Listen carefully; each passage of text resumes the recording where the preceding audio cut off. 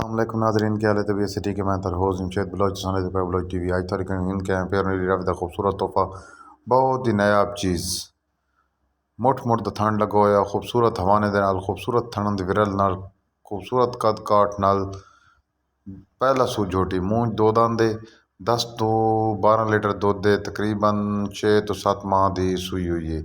بہت ہی خوبصورت چیز ہے، بہت ہی پیاری چیز ہے، بہت ہی اعلیٰ نسل چیز ہے۔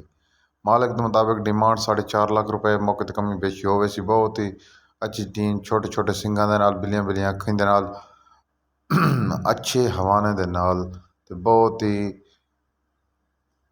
نایاب جانور ہے۔ نیچے کٹڑی ہے 5 تو 6 مہینے دی، مالک کے مطابق 50,000 دی کوئی کٹڑی چھڑنا چاہے تو بالکل چھڑ سکتا ہے۔